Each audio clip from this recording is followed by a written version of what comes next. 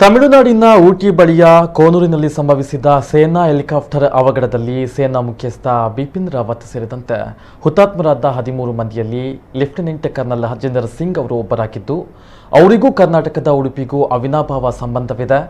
ಹರ್ಜಿಂದರ್ ಸಿಂಗ್ ಸುಮಾರು 10 ವರ್ಷಗಳ ಹಿಂದೆ ಸೇನೆಯಲ್ಲಿರುವಂತಹ ಕಾರ್ಕಳದ ಪ್ರಫುಲ್ಲ ಅವರನ್ನ ಪ್ರೀತಿಸಿ ಮದುವೆ ಹಾಕಿದ್ರು.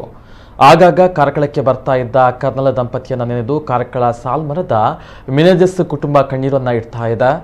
ಪ್ರಫುಲ್ಲ ಅವರು ಮೊದಲು ಸೇನೆಯಲ್ಲಿ ಕಾರ್ಯವನ್ನು ನಿರ್ವಹಿಸ್ತಾ ಇದ್ರು. ಅಲ್ಲಿ ಹರ್ಜಿಂದರ್ ಸಿಂಗ್ ಅವರನ್ನ ಪ್ರೀತಿಸಿ ಮದುವೆ ಹಾಕಿದ್ರು. ಇತ್ತೀಚೆಗೆ ಸ್ವಯಂ ನಿವೃತ್ತಿಯನ್ನ ಪಡೆದು ಸೇನಾ ಶಾಲೆಯಲ್ಲೇ ಶಿಕ್ಷಕರಾಗಿ ಕೆಲಸವನ್ನ ಮಾಡ್ತಾ ಇದ್ದಾರೆ.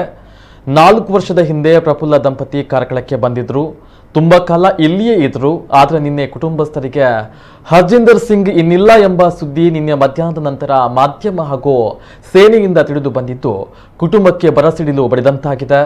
ಹರ್ಜಿಂದರ್ ಸಿಂಗ್ ಅವರ ಪಾರ್ಥಿವ ಶರೀರವನ್ನ ಇಂದು ರಾತ್ರಿ 8 ಗಂಟೆ ಸುಮಾರಿಗೆ ದೆಹಲಿಗೆ ತೆಗೆದುಕೊಂಡು ಹೋಗಲಾಗ್ತಾ ಇದೆ.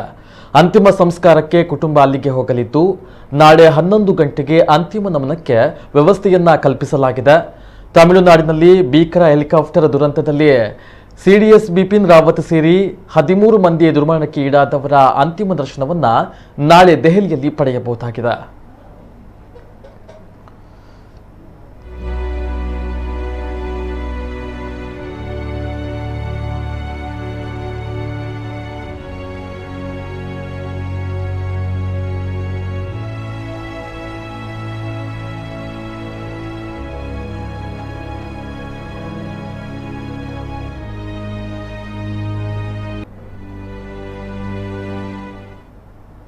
ನಿನ್ನೆ ತಮಿಳುನಾಡಿನಲ್ಲಿ ನಡೆದ ಹೆಲಿಕಾಪ್ಟರ್ ದುರಂತ ಅದು ಅತ್ಯಂತ ಒಂದು ದುರ್ಘಟನೆ.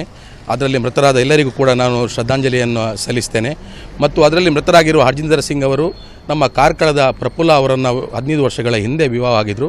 ಪ್ರಫುಲ್ಲರವರು ಬೋನಂದ್ರೆ ಕಾಲೇಜಿನಲ್ಲಿ ನಮ್ಮ ಬ್ಯಾಚ್ಮೇಟ್, ಒಳ್ಳೆ ಹುಡುಗಿ. ಅವರು ಸೇನೆಯಲ್ಲಿ ವಿವಿಧ ಹುದ್ದೆಯನ್ನು ಅಲಂಕರಿಸಿ ಈಗ ಅವರು ಹಸ್ಬೆಂಡ್ ಜೊತೆ ಡೆಲ್ಲಿಯಲ್ಲಿದ್ದರು. ಈ ಸುದ್ದಿಯನ್ನು ಕೇಳಿ ನಮಗೆ ತುಂಬ ನೋವಾಗಿದೆ. ಆದರೆ ಆ ಪ್ರಫುಲ್ಲರವರೇ ಮನೆಯವರಿಗೆಲ್ಲ ಫೋನ್ ಮಾಡಿ ಧೈರ್ಯ ತುಂಬ್ತಾ ಇದ್ದಾರೆ ಅಂತ ಹೇಳಿದರೆ ಒಬ್ಬಳು ಸೇನಾಧಿಕಾರಿ ಹೇಗೆ ಇರಬೇಕು ಅನ್ನುವಂಥದ್ದಕ್ಕೆ ಒಂದು ಆದರ್ಶ ಅಂತ ನಾನು ಭಾವಿಸಿದ್ದೇನೆ. ಹರ್ಜಿತ್ ಸಿಂಗ್ ಅವರು ಇಲ್ಲಿ ಬರ್ತಾ ಇದ್ದರು. 3 ವರ್ಷಗಳ ಹಿಂದೆ ಇಲ್ಲೆಲ್ಲ ಬಂದು ಕಾರ್ಕಳಕ್ಕೆಲ್ಲ ಭೇಟಿ ಕೊಟ್ಟು ಕಾರ್ಕಳದ ಬಗ್ಗೆ ತುಂಬ ಅತ್ಯಂತ ಹೆಮ್ಮೆ ಪಡ್ತಾ ಇದ್ದರು. ಇವರ ಮನೆಯವರು ಕೂಡ ಅವರ ಬಗ್ಗೆ ಅತ್ಯಂತ ಗೌರವವನ್ನು ಹೊಂದಿದ್ದಾರೆ. ಒಂದು ಒಳ್ಳೆಯ ಸಂಬಂಧ ಇತ್ತು. ಅವರು ತುಂಬ ಒಳ್ಳೆಯ ಜನ, ತುಂಬ ಜಾಲಿ ಮತ್ತು ಫ್ರೆಂಡ್ಲಿ ಟೈಪು.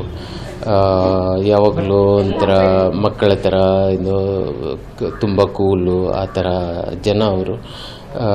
ಅವರು ಒಂದು 3-4 ವರ್ಷ ಮುಂಚೆ ಇಲ್ಲಿ ನಮ್ಮ ಊರಿಗೆ ಕಾರ್ಕಳಕ್ಕೆ ಬಂದಿದ್ದರು,